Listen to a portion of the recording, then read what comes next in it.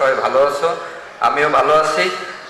আজকে আমাদের এই দুর্যোগময় সময়ে আমরা তোমাদেরকে অনলাইনে ক্লাস নেওয়া শুরু করছি, এটা তোমরা অবশ্যই সবাই জানো।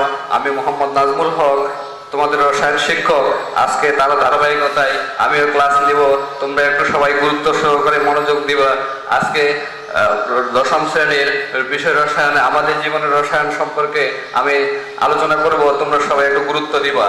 আজকে প্রথমে আমি এখানে কয়েকটা গৃহস্থালী ওই যে মেইন টপিক লিখে দিয়েছি, সেগুলো তোমরা দেখতে পাচ্ছ নিশ্চয়ই। এখানে গৃহস্থালীর রসায়ন।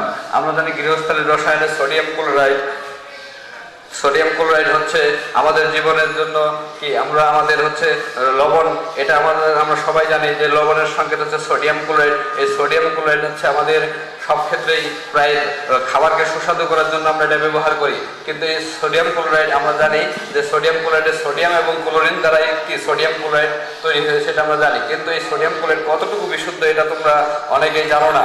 কারণ সোডিয়াম ক্লোরাইডে আমরা জানি যখন বর্ষাকালে বাতাসের আর্দ্রতা যেখানে থাকে সেখানে সোডিয়াম ক্লোরাইডে কিছু পুরোপুরি বিশুদ্ধ অবস্থায় পাওয়া যায় না। এই সোডিয়াম ক্লোরাইডে থাকে ভেজাল হিসেবে থাকে ম্যাগনেসিয়াম ক্লোরাইড, এবং ম্যাগনেসিয়াম ক্লোরাইড এবং ক্যালসিয়াম ক্লোরাইড CaCl2।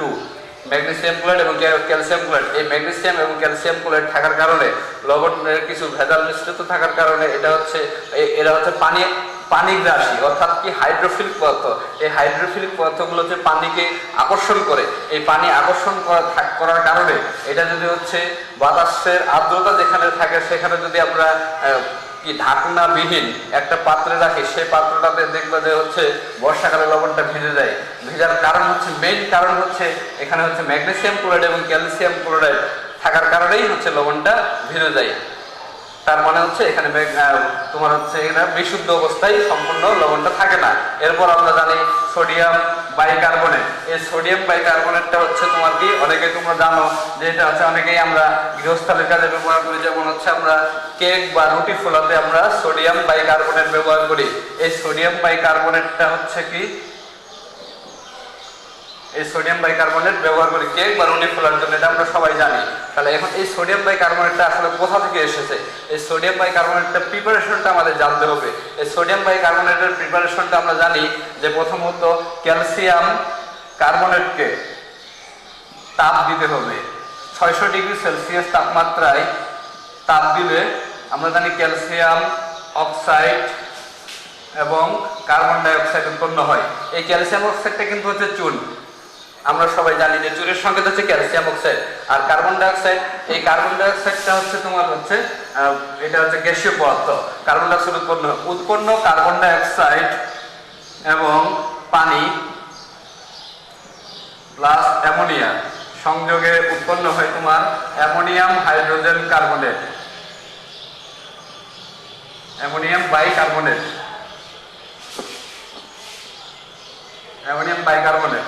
উৎপন্ন অ্যামোনিয়াম বাইকার্বনেটকে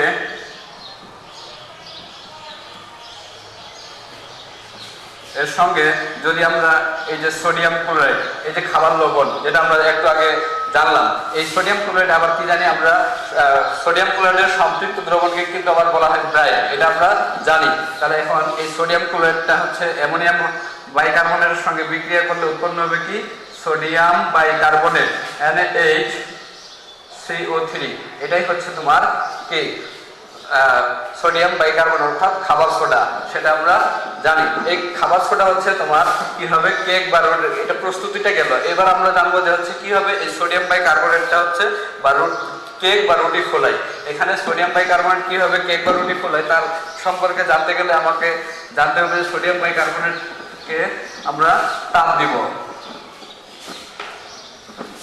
সোডিয়াম NaHCO3 কে তাপ দিলে উৎপন্ন হবে কি Na2CO3 plus carbon die oxide plus পানি। এই যে কার্বন ডাই অক্সাইডটা উৎপন্ন হলো, এই কার্বন ডাই অক্সাইডটা হচ্ছে গ্যাসীয় পদার্থ। এই কার্বন ডাই অক্সাইডের কারণেই কি কেক বা রুটি ফোলে। এখানে আমরা জানবো কিভাবে, কারণ হচ্ছে আমরা কেক যে ময়দা বা আটার দলা করে তার সঙ্গে সোডিয়াম বাইকার্বনেটকে যদি তাপ দিই, তাপ দিলে উৎপন্ন হবে সোডিয়াম কার্বনেট এবং কার্বন ডাই অক্সাইড আর পানি। এই কার্বন ডাই অক্সাইড উৎপন্ন হওয়ার কারণেই কি কেক বা রুটি ফোলে।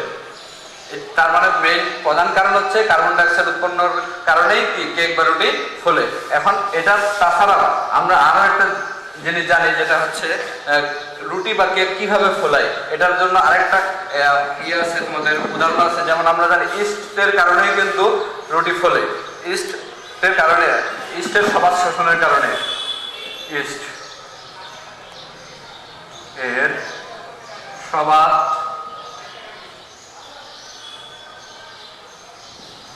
শোষণের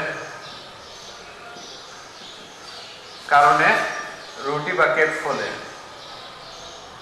রুটি ফোলানো যায়। এটা কিভাবে বুঝবো? কারণ প্রথমত হচ্ছে আমরা চিনির দ্রবণ নেব, এই চিনির দ্রবণের সঙ্গে আমরা হচ্ছে ইস্ট মেশাবো। এই ইস্টটা হচ্ছে মেশানোর পর, এই মেশানোর পর তারপর হচ্ছে চিনির দ্রবণে মেশাবো। মেশানোর পর এটার সঙ্গে তোমরা কেক বা ময়দার দোলা দিয়ে তাপ দিতে হবে। তাপ দেওয়ার পরে দেখা যাবে যে হচ্ছে এটা ফোলানো শুরু হবে। ফোলা শুরু মানে যখন ফুলবে, ফোলার পরে তারপর হচ্ছে এরপরে আমরা তার সঙ্গে এটা হচ্ছে ফোলানোর পর হচ্ছে বেকিং করব। বেকিং করার পরে ওভেনে বেকিং করার পরে এটা হচ্ছে ফোলা বন্ধ হবে, তারপর ইস্ট মরে যাবে। এভাবে আমরা জানি ইস্টের সমাজ শোষণের মাধ্যমে কি রুটি বা কেক ফোলে। যেমন এটা আমরা একটা উদাহরণের মাধ্যমে দেখতে পারি, বিক্রিয়ার মাধ্যমে। যেমন তোমার হচ্ছে গ্লুকোজ C6H12O6 প্লাস অক্সিজেন, বায়ুর অক্সিজেনের সঙ্গে বিক্রিয়া করে উৎপন্ন হবে তোমার 6 অণু অক্সিজেন, 6 অণু কার্বন ডাই অক্সাইড প্লাস তোমার পানি প্লাস তাপ শক্তি।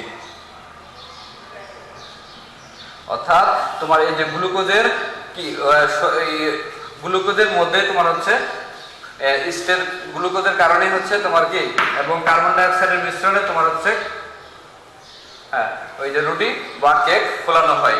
এতে হচ্ছে তোমার কি কার্বন ডাই অক্সাইডটা উৎপন্ন হওয়ার কারণেই হচ্ছে রুটি ফোলা, মানে কার্বন ডাই অক্সাইড উৎপন্ন হলেই তোমার কি রুটি ফোলায় এবং কার্বন ডাই অক্সাইড উৎপন্নের পরে তারপর রুটি ফোলা বন্ধ হয়ে যায়। অর্থাৎ কি কার্বন ডাই অক্সাইডটা হচ্ছে রুটি ফোলাকে উড়িয়ে দিয়ে কার্বন ডাই অক্সাইড মানে ফোলা বন্ধ করে।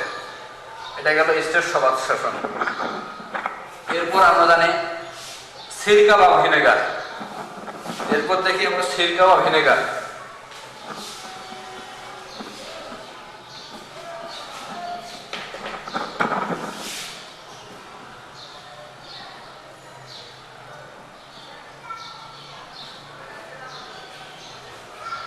এই সিরকা বা ভিনেগারটা কি? সিরকা বা ভিনেগার হচ্ছে ইথানোয়িক অ্যাসিডের 6 থেকে 10% জলীয় দ্রবণকে আমরা জানি ভিনেগার বা সিরকা বলা হয়। এটা আমরা সবাই জানি, প্রায় অনেকেই জানি যে হচ্ছে সিরকা বা ভিনেগারটা কি কাজে ব্যবহার করা হয়।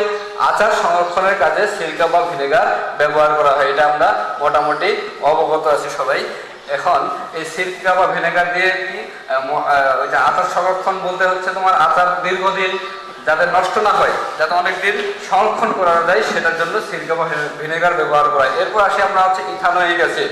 এই যে ইথানোয়িক অ্যাসিড, এই ইথানোয়িক অ্যাসিডটা কিভাবে আমরা জানি? ইথানোয়িক অ্যাসিডের সংকেত আমরা কিন্তু জানি। ইথানোয়িক অ্যাসিডের সংকেত হচ্ছে CH3COOH, CH3COOH। এটা ইথানোয়িক অ্যাসিডের সংকেত। এই ইথানোয়িক অ্যাসিডটা কোথা থেকে আসছে?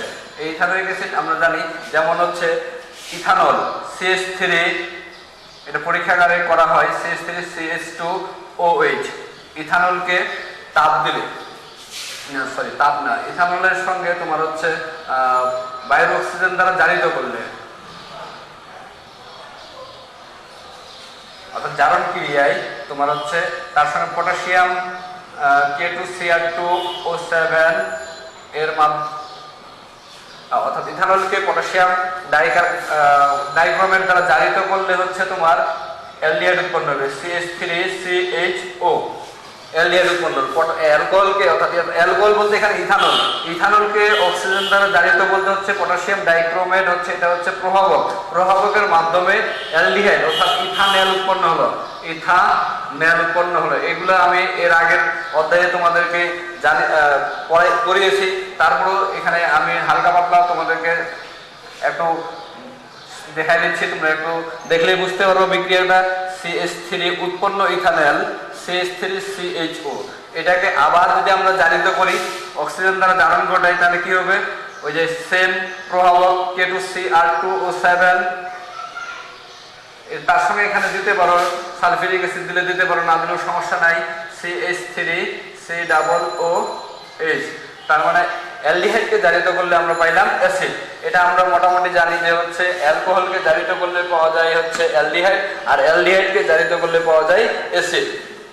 এটা হলো ইথানোয়িক অ্যাসিডের প্রস্তুতি। এছাড়াও আরেকভাবে ইথানোয়িক অ্যাসিড প্রস্তুত করা যেতে পারে, সেটাও আমি তোমাদেরকে একটু দেখিয়ে দেই।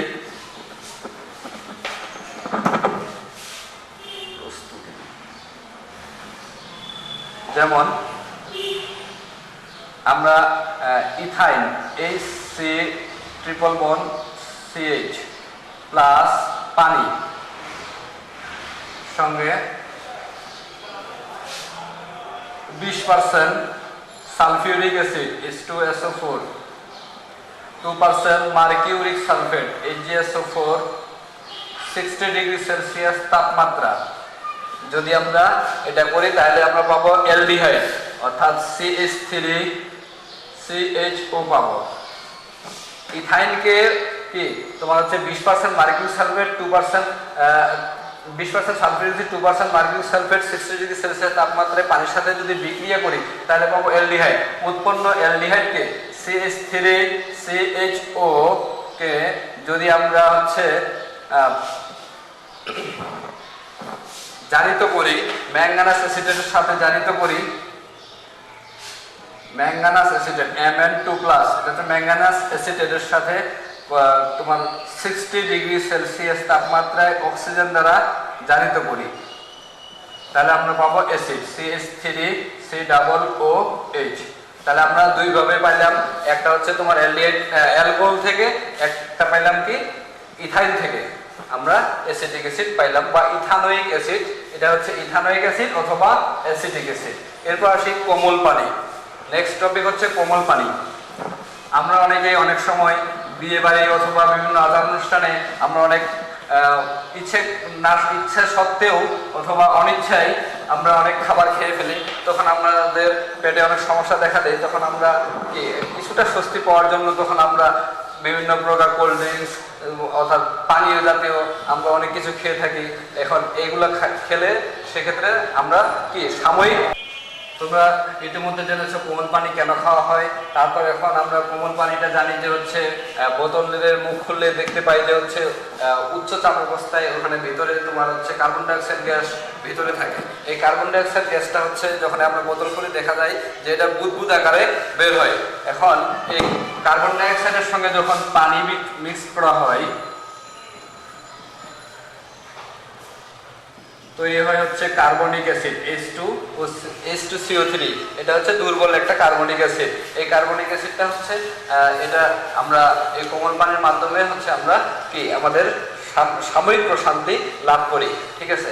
এরপরে যদি অনেকেই আমার অনেক বেশি সমস্যা হয়ে যায় তখন আমরা এই কোমল পানির পরিবর্তে তখন আমরা হচ্ছে গ্যাসের ওষুধ খাই। যেমন এই গ্যাসের ওষুধে আছে তোমার হচ্ছে ক্যালসিয়াম হাইড্রোক্সাইড এবং অ্যালুমিনিয়াম হাইড্রোক্সাইড। এটা তোমরা নিশ্চয়ই জানো যে আমরা যে বিভিন্ন গ্যাসের ওষুধ খাই, এই গ্যাসের ওষুধগুলো হচ্ছে ক্যালসিয়াম হাইড্রোক্সাইড এবং ম্যাগনেসিয়াম হাইড্রোক্সাইডের কম্বাইন, ঠিক আছে। এরপর আমরা দেখি পরিষ্কার পরিচ্ছন্নতায় রসায়ন। আমরা অনেকে জানি যে পরিষ্কার পরিচ্ছন্নতা সব জায়গায় রসায়নের অবদান আছে।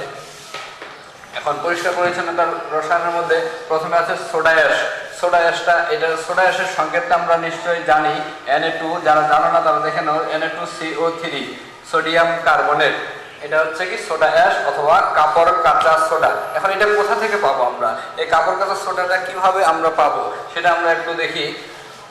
এর আগেও আমি দেখিয়েছি আগের বিক্রিয়া দিয়ে, ওই যে তোমার দেখো তারপরে দেখিয়ে দিচ্ছি। NaHCO3 কে তাপ দিলে পাবো হচ্ছে Na2 CO3 যোগ কি পাবো পানি যোগ কার্বন ডাই অক্সাইড অর্থাৎ সোডিয়াম NaH NaHCO3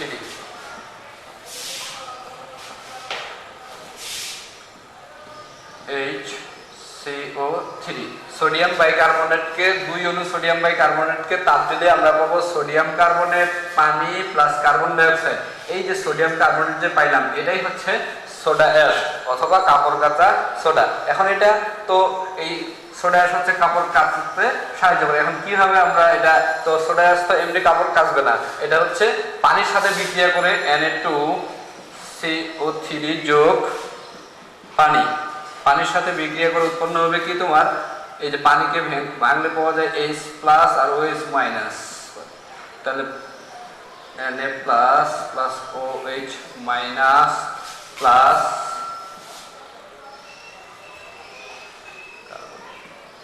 CO3। এই যে তোমার সোডিয়াম কার্বনেটটা অর্থাৎ কাপড় কাচা সোডা পানির সাথে বিক্রিয়া করে পাইলাম আমরা সোডিয়াম আয়ন এবং হাইড্রোক্সিল আয়ন, তার সাথে অল্প পরিমাণে পাইলাম কি মানে মানে এই যে তোমার কার্বনিক অ্যাসিড, সেটা হচ্ছে তোমার দুর্বল একটা অ্যাসিড।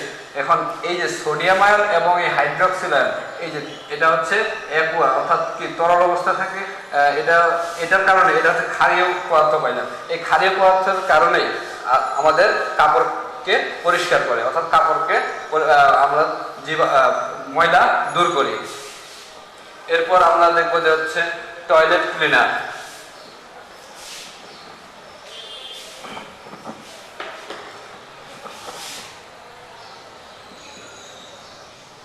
টয়লেট ক্লিনার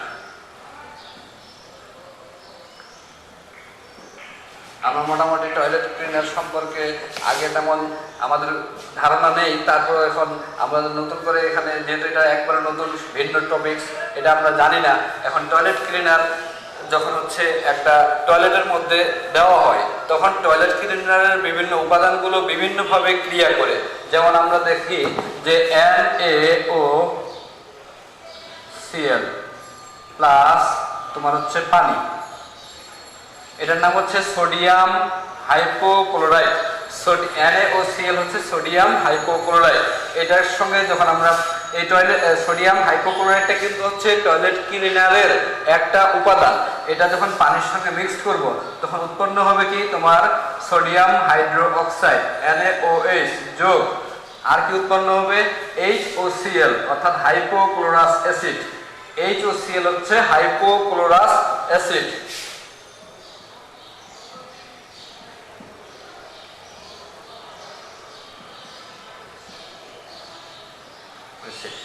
এই যে সোডিয়াম হাইড্রোক্সাইড তৈরি হলো, এই সোডিয়াম হাইড্রোক্সাইডটাই হচ্ছে টয়লেট ক্লিনারের মূল উপাদান। সোডিয়াম হাইড্রোক্সাইডটা হচ্ছে কি টয়লেট ক্লিনারের মূল উপাদান। তাহলে আমরা কি পাইলাম সোডিয়াম হাইপোক্লোরাইড যোগ পানি বিক্রিয়া করে পাবো হচ্ছে sodium hydroxide plus hypochlorous acid, অর্থাৎ এই হাইপোক্লোরাস অ্যাসিড পাইলাম। এই হাইপোক্লোরাস অ্যাসিড তৎক্ষণাৎ বিয়োজিত হয়ে HOCl বিয়োজিত হয়ে কি পাবো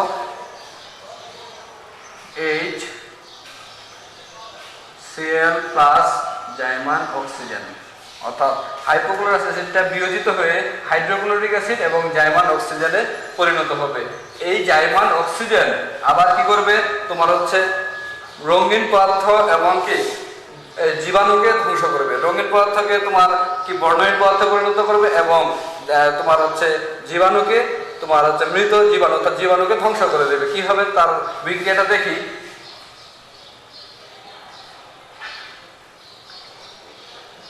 রঙিন পদার্থ প্লাস জাইমান অক্সিজেন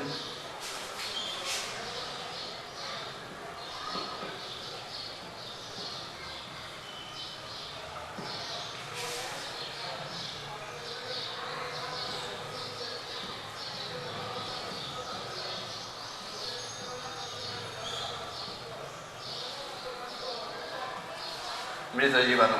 এখন আমরা আবারও বিক্রিয়াগুলো দেখি। এই যে টয়লেট ক্লিনার, আসলে টয়লেট ক্লিনারের মূল উপাদান হচ্ছে সোডিয়াম হাইড্রোক্সাইড। এটার মূল উপাদান কি? Sodium hydroxide. এখন আমি বললাম যে টয়লেট ক্লিনারকে যখন আমরা ওয়াশরুম, এই যে টয়লেটের মধ্যে ঢালবো, তখন এই যে সোডিয়াম, টয়লেটের বিভিন্ন উপাদানগুলো বিভিন্নভাবে ক্রিয়াশীল হয়। যেমন হচ্ছে সোডিয়াম হাইপোক্লোরাইড পানির সাথে বিক্রিয়া করে তৈরি করবে সোডিয়াম হাইড্রোক্সাইড এবং হাইপোক্লোরাস অ্যাসিড তৈরি করবে। এই হাইপোক্লোরাস অ্যাসিড আবার বিয়োজিত হয়ে তৈরি করবে হাইড্রোক্লোরিক অ্যাসিড এবং জাইমান অক্সিজেন। এই জাইমান অক্সিজেন আবার তোমার হচ্ছে রঙিন পদার্থের সাথে, অর্থাৎ রঙিন পদার্থ বলতে কি, এই যে টয়লেটের উপরে যে বিভিন্ন ডিসকালার হয়ে যায়, বিভিন্ন কিছু আমরা যখন ফেলি তারপরে ওগুলোতে ডিসকালার হয়ে যায়, তখন ওইটাকে ধ্বংস করে হচ্ছে জাইমান অক্সিজেন। এই জাইমান অক্সিজেনের মাধ্যমে যখন বিক্রিয়া করবে তখন হচ্ছে কি বর্ণহীন পদার্থ, কারণ এখানে রঙিন পদার্থটা হচ্ছে একটা কি রাসায়নিক পদার্থ এবং জাইমান অক্সিজেনটাও একটা রাসায়নিক পদার্থ, দুইটা সংমিশ্রণে তৈরি করবে বর্ণহীন পদার্থ। তারপর আরো কিছু জীবাণু, দুর্গন্ধ থাকে, এই দুর্গন্ধটাকে দূর করে আবার জাইমান অক্সিজেনের মাধ্যমে কি মৃত জীবাণুতে পরিণত। এইভাবে টয়লেট ক্লিনারের কি কাজ করে, অর্থাৎ তার ক্রিয়া কৌশল। এরপর আসি আমরা সাবান। আমরা অনেকে জানি সাবান হচ্ছে আমাদের, এটাও একটা পরিষ্কারক দ্রব্য। এই পরিষ্কার, এখন তার মধ্যে সাবান কি, এটা তার একটা সংজ্ঞা আছে। যেমন সাবান হচ্ছে কি উচ্চতর ফ্যাটি অ্যাসিডে সোডিয়াম বা পটাশিয়াম লবণ। এটা আমরা জানতে পারলাম যে উচ্চতর ফ্যাটি অ্যাসিডে সোডিয়াম বা পটাশিয়াম লবণ। এখন সাবানটা কিভাবে তৈরি হয় সেটা সম্পর্কে আমাদের ধারণা নিতে হবে।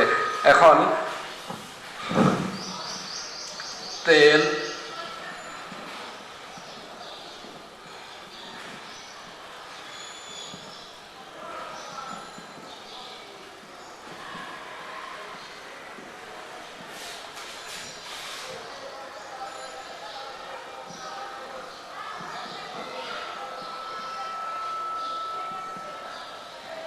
এই যে তেল বা চর্বি যখন কস্টিক সোডার সাথে বিক্রিয়া করে তখন সাবান তৈরি হবে আর গ্লিসারিন তৈরি হবে। এটা আমরা তার একটু ধারণা পেলাম। এখন তেল বা চর্বিটা হচ্ছে তার সংকেতটা কি, এটা তো আমার জানতে হবে। তেল বা চর্বির সংকেত হচ্ছে CH2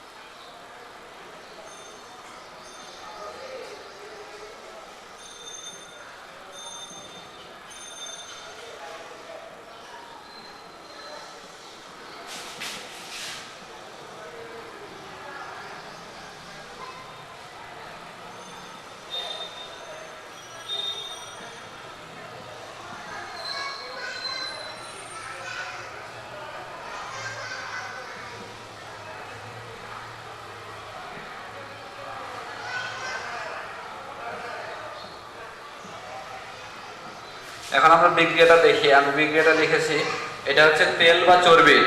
এটা একটা বড় একটা যৌগ, তেল বা চর্বি। এটাকে হচ্ছে দেখিয়েছি, এইভাবে দেখার কারণ আছে। আমরা তো সোজা লিখতে পারতাম, কিন্তু সোজা না লিখে এটাকে হচ্ছে একটু ভেঙে ভেঙে দেখিয়েছি। এটা তেল বা চর্বি যখন সোডিয়াম হাইড্রোক্সাইড, এই যে কস্টিক সোডার সাথে বিক্রিয়া করবে তখন উৎপন্ন করবে সাবান এবং গ্লিসারিন। এখন এখানে দেখো, এই যে CH2CH, তার সঙ্গে দুইটা অক্সিজেন, অর্থাৎ এটা সম্পূর্ণ যদি আমরা বাদ দিয়ে দিই, মনে করি এটা বাদ দিলাম, তাহলে এই তিনটা যে OH আছে, এই তিনটা OH এখানে একটা, এখানে একটা, এখানে একটা যদি দেই তাহলে কি উৎপন্ন হবে? গ্লিসারিন বা গ্লিসারল উৎপন্ন হবে। CH2OH, CH2OH, CH2OH, এই যেটা আমরা সর্বশেষে লিখেছি, CH2OH, CH2OH, CH2OH, অর্থাৎ মাঝখানে গুলো সম্পূর্ণগুলো বাদ দিলাম। তাহলে এখন এটা দিয়ে আমরা পাইলাম কি? গ্লিসারিন। এখন এটা বাদ তো দিলাম, আপাতত বাদ দিলাম, কিন্তু এটা তো অ্যাকচুয়ালি একবার সম্পূর্ণ বাদ দেওয়া যাবে না। তারপর এখন বাকি থাকলো এগুলো। এখন এখানে আছে তোমার কি সোডিয়াম হাইড্রোক্সাইড আছে, সোডিয়াম আছে তোমার 3টা, OH আছে 3টা। OH তো আমরা কাজ করে ফেলছি, এখন 3টা সোডিয়াম এইটার সাথে অ্যাড করবো, এটার সাথে এটার সাথে এটার সাথে। তাহলে এখন এই যে বিক্রিয়াটা এই যে 3 দিছি, তার সামনে C17 H35 C11, এই যে C17 আছে, C17 কয়টা? 3টা C17। তার 3টা C17। হাইড্রোজেন 35 কয়টা আছে? 3টা। এই যে হাইড্রোজেন সামনে 3 মানে কি তার সম্পূর্ণটার সাথে 3 কিন্তু গুণ আছে। তাহলে H35 আর COO, এই যে COO, এই যে COO হচ্ছে 3টা, ঠিক আছে। তারপর Na, এই যে Na এখানে সোডিয়াম আছে কয়টা? 3টা। তাহলে সোডিয়াম, এই যে সোডিয়াম হাইড্রোক্সাইডের সাথে বিক্রিয়া করে উৎপন্ন হবে কি সাবান, আর তারপর উৎপন্ন করবে কি গ্লিসারিন। অর্থাৎ আমরা তেল বা চর্বির সাথে কস্টিক সোডার সঙ্গে বিক্রিয়া করে সাবান এবং গ্লিসারিন পাই। অর্থাৎ এটার এটাই হচ্ছে সোডিয়াম স্টিয়ারেট বা সাবান। এখন এটার পরিবর্তে আমরা যদি সোডিয়াম হাইড্রোক্সাইড না দিয়ে যদি পটাশিয়াম হাইড্রোক্সাইড দিয়ে করতাম, তাও কিন্তু বিক্রিয়াটা হতো। তখন এখানে শুধু আসতো কি পটাশিয়াম, কে আসতো, তখন এখানে কে আসতো, ঠিক আছে। সোডিয়ামের জায়গায় কে দিতাম, তখন হচ্ছে পটাশ, কস্টিক পটাশ হতো। আশা করি তোমরা নিশ্চয়ই বুঝতে পেরেছো। তো প্রিয় শিক্ষার্থীবৃন্দ, এরপর আমরা দেখি ডিটারজেন্ট সম্পর্কে। আমরা জানি ডিটারজেন্টও হচ্ছে একটা পরিষ্কারক সামগ্রী। ডিটারজেন্ট এখানে লরাইল অ্যালকোহল আমি লিখেছি, দেখো লরাইল অ্যালকোহলটা হচ্ছে একটা বৃহৎ কার্বন বিশিষ্ট একটা অ্যালকোহল। সেটা হচ্ছে কি কত? 12 কার্বন বিশিষ্ট। মনে রাখতে হবে যে এটা 12 কার্বন বিশিষ্ট অ্যালকোহল, সেটাই হচ্ছে লরাইল অ্যালকোহল। এই লরাইল অ্যালকোহলটাকে আমরা এভাবে লিখতে পারি CH3 CH2 10 CH2OH, অর্থাৎ শেষে OH আছে, তার মানে বুঝে নিব যে অ্যালকোহল। এখন সালফিউরিক অ্যাসিডের সাথে বিক্রিয়া করলে আমরা পাবো কি সালফিউরিক অ্যাসিড। এখন এই তার সঙ্গে পাবো কি সালফিউরিক অ্যাসিডের সাথে বিক্রিয়া করলে আমরা এই সালফিউরিক অ্যাসিডকে যদি আমরা ভেঙে বা বিশ্লেষণ করে লিখি, তাহলে এইভাবে লিখতে পারি H এবং SO4H, এইভাবে লিখতে পারবো। এখন H এবং OH মিলে হয়ে গেল পানি, এই যে পানি। তারপর এখন বাকি থাকলো কি CH3 CH2 CH210 ও এইটা যা আছে তার সব কিছু লিখলাম বহু। এখন বাকি থাকলো কি এখানে SO4H। এই SO4টাকে আরেকটু ভেঙে একটু এইভাবে লেখা যায়, তারপরে পরের বিক্রিয়ার বোঝার সুবিধার্থে এরকম করে ভেঙে লেখা হয়েছে OSO3H। অর্থাৎ O আর O মিলে কত? এই সেখানে একটা O আর এখানে 3টা, মোট কিন্তু 4টা হয়। এখানে একটা O আর এখানে 3টা O, মোট আবার কিন্তু 4টা হয়। এটা আমি হচ্ছে ভেঙে লিখলাম বিক্রিয়া বোঝার সুবিধার্থে, ঠিক আছে। তাহলে এটার নাম হলো কি lauryl hydrogen sulphate, lauryl hydrogen sulphate. এখানে লরাইল অ্যালকোহল থেকে হলো লরাইল হাইড্রোজেন সালফেট কেন হলো? কারণ সালফিউরিক অ্যাসিডের সাথে বিক্রিয়া করার কারণে। এরপর উৎপন্ন লরাইল হাইড্রোজেন সালফেট আবার কি সোডিয়াম হাইড্রোক্সাইড অর্থাৎ কস্টিক সোডার সাথে বিক্রিয়া করলে আমরা পাইলাম কি সোডিয়াম লরাইল সালফোনেট। এখন এখানে OH-টা আবার ওই পূর্বের মতো OH আর H মিলে কি হয়ে যাবে? পানি হয়ে যাবে, পানি আমরা লিখলাম। আর বাকি এই যে Na-টা আছে, এখানে যখন হচ্ছে OH সরে গেল, OH যখন না সরি H যখন এখান থেকে সরে যাবে, OH আর H মিলে যখন পানি হয়ে গেল, তখন এখানে H সরে গেল, এই H এর জায়গায় সোডিয়াম আসে তোমার কি স্থান নেবে, অর্থাৎ তখন হয়ে যাবে কি সোডিয়াম লরাইল সালফোনেট। এরপর আমরা দেখি হচ্ছে সাবান এবং ডিটারজেন্ট কিভাবে কাজ করে। এটা আমরা দেখব যে হচ্ছে সাবানকে আমরা যখন বিশ্লেষণ করবো, সাবান অথবা ডিটারজেন্টের বিক্রিয়া একটাই, যখন মানে ক্রিয়া কৌশলটা একই। যেমন হচ্ছে আমরা সাবানকে বিশ্লেষণ করে দেখাইলাম যে C17 H35 COO মাইনাস আর একটা Na প্লাস, অর্থাৎ এখানে একটা মাইনাস আর একটা প্লাস আছে। তোমার একটা হচ্ছে তোমার অ্যানায়ন আর একটা হচ্ছে ক্যাটায়ন। এখন এই ক্যাটায়ন আর অ্যানায়নের মধ্যে এখানে মাইনাসটা হচ্ছে হাইড্রোফিলিক পদার্থ, পানি আকর্ষী। এটা হচ্ছে কি যখন আমরা হচ্ছে সাবান বা সাবানে পানিতে সাবান দেই, সাবানের সঙ্গে যখন দেই তখন হচ্ছে তোমার কি তার সঙ্গে কাপড় দেই, ওই কাপড়টা হচ্ছে তোমার কি ময়লা থাকে, এই ময়লাটা হচ্ছে তেল বা চর্বি, ঠিক আছে। এই তোমার হচ্ছে এই মাইনাসটা হচ্ছে কি পানিটাকে আকর্ষণ করে, এই পানিটাকে আকর্ষণ করার আর হচ্ছে তেল বা চর্বিটাতে আকর্ষণ হয় কি সোডিয়াম আয়ন অথবা হাইড্রোফোবিক। তেল বা চর্বি হচ্ছে কি ধনাত্মক আয়নে আকৃষ্ট হয়। যখন আমরা কাপড়কে মশানো হয় বা ঘষা দেই, তখন হচ্ছে এই যে মাইনাস আয়নে তোমার কি পানিটা আলাদা হয়ে যায়, আর হচ্ছে তোমার কি সোডিয়াম আয়নে অর্থাৎ কি তোমার হচ্ছে তেল বা চর্বিটা আলাদা হয়ে যায়। এইভাবে কাপড় থেকে তোমার কি তেল বা চর্বি হচ্ছে তোমার আলাদা হয়ে যায়, কাপড় পরিষ্কার হয়ে যায়। এরপর হচ্ছে ব্লিচিং পাউডারটা আমরা দেখি একটু।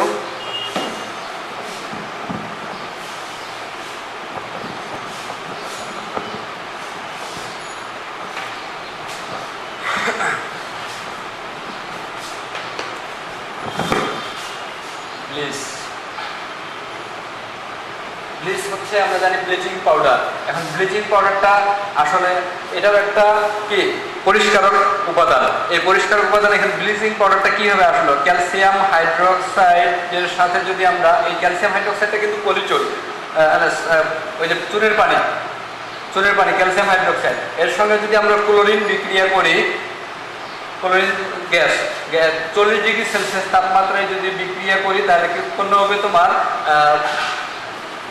ক্যালসিয়াম ক্লোরাইড এবং CaOCl আর Cl। এটার নাম কি ক্যালসিয়াম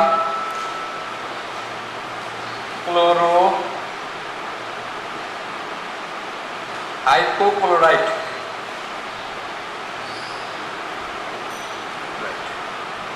তাহলে আমরা পাইলাম কি ক্যালসিয়াম হাইড্রোক্সাইডকে ক্লোরিনের সাথে তাপ দিলে তাহলে কি পাবো? ক্যালসিয়াম ক্লোরাইড পাবো এবং ক্যালসিয়াম হাইপোক্লোরাইড পাবো। এই ক্যালসিয়াম হাইপোক্লোরাইডটাই হচ্ছে তোমার ব্লিচিং পাউডার। এখন এটা হচ্ছে কিভাবে দাগ এবং জীবাণু ধ্বংস করে, এটা আমরা এখন এর ক্রিয়া কৌশলটা জেনে নেব।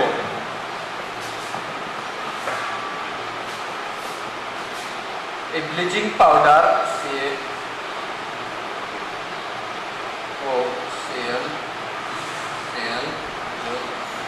পানি,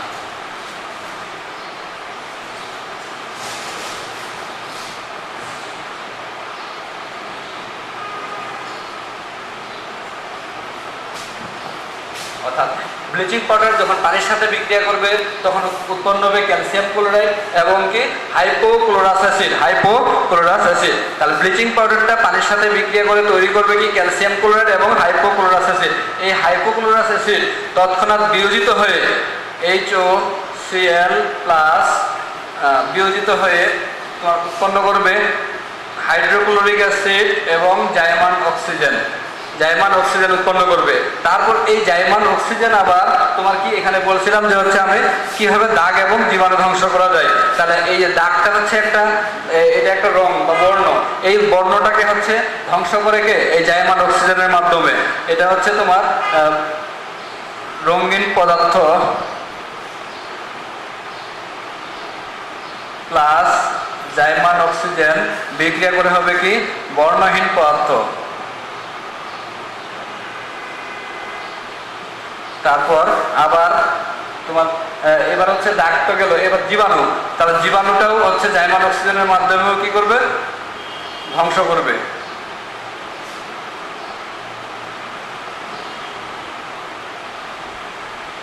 এভাবেই হচ্ছে আমরা কি ব্লিচিং পাউডারে দাগ এবং জীবাণু ধ্বংস করতে পারি। এরপর আমরা দেখি অ্যামোনিয়ার শিল্প উৎপাদনটা দেখে নিই সর্বশেষ।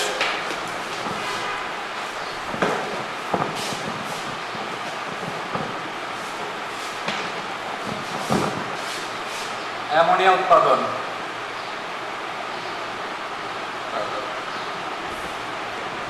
আমরা জানি অ্যামোনিয়া হচ্ছে ammonium chloride plus calcium hydroxide সাথে বিক্রিয়া করে উৎপন্ন করে calcium ammonia plus calcium chloride plus পানি।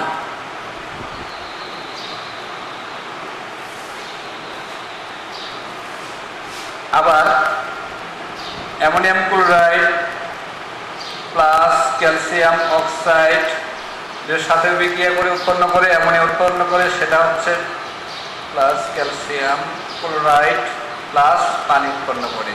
আমরা দুইভাবে দেখতে পারি যে অ্যামোনিয়াম ক্লোরাইড ক্যালসিয়াম হাইড্রোক্সাইডের সাথে বিক্রিয়া করে অ্যামোনিয়া পায়, আবার অ্যামোনিয়াম ক্লোরাইড ক্যালসিয়াম অক্সাইডের সাথে বিক্রিয়া করে অ্যামোনিয়া পাওয়া যায়। এটা হচ্ছে পরীক্ষাগারে। এটা পরীক্ষাগারে কিভাবে করতে হয়? একটা তোমার হচ্ছে টেস্ট টিউবে অ্যামোনিয়াম ক্লোরাইড এবং ক্যালসিয়াম হাইড্রোক্সাইড নিয়ে বিক্রিয়া করলে তখন হচ্ছে অ্যামোনিয়া উৎপন্ন হবে এবং ক্যালসিয়াম ক্লোরাইড আর পানি উৎপন্ন হবে। এরপর আরেকটা আছে তোমার হচ্ছে শিল্প উৎপাদন। এটা গেল উপরেরটা গেল শিল্প পরীক্ষাগারে, এবার হচ্ছে শিল্প উৎপাদন। এটা কিভাবে পাবো? 1 আয়তন নাইট্রোজেন 3 আয়তন হাইড্রোজেনের সাথে বিক্রিয়া করে, এটা হচ্ছে উভমুখী বিক্রিয়া করে আমরা জানি আয়রন প্রভাবক 450 থেকে 550 ডিগ্রি তাপমাত্রায়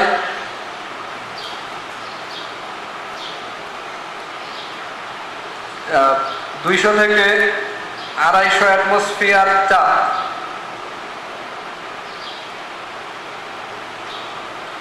পাবো হচ্ছে অ্যামোনিয়া পাবো 92 কিলো জুল তাপ। তাহলে আমরা নাইট্রোজেন এবং হাইড্রোজেন, 1 আয়তন নাইট্রোজেন, 3 আয়তন হাইড্রোজেন, আয়রন প্রভাবক অবস্থায় 450 থেকে 550 ডিগ্রি তাপমাত্রায় 200 থেকে 250 অ্যাটমসফিয়ার চাপে আমরা অ্যামোনিয়া পাবো এবং 92 কিলো জুল তাপ পাবো। এটা হচ্ছে তোমার কি, যেহেতু হচ্ছে প্লাস 92 কিলো জুল তাপ পাওয়া গেছে, তার মানে এটা হচ্ছে তাপোৎপাদী বিক্রিয়া। এটা আমরা জানি যে রাসায়নিক বিক্রিয়া তাপ উৎপন্ন হয়, সেটা হচ্ছে তাপোৎপাদী বিক্রিয়া। সর্বশেষ আছে তোমার আরো যেমন কৃষি এবং শিল্প কারখানা। কৃষি এবং শিল্প কারখানায় আমরা জানি যে হচ্ছে ইউরিয়া সার প্রস্তুত করা হয়। এই ইউরিয়া সারটা কিভাবে প্রস্তুত করা হয় তার একটা বিক্রিয়াটা আমি একটু দেখিয়ে দিই। ইউরিয়া সার প্রস্তুতি, কার্বন ডাইঅক্সাইড প্লাস অ্যামোনিয়া বিক্রিয়া করে আমরা পাবো হচ্ছে তোমার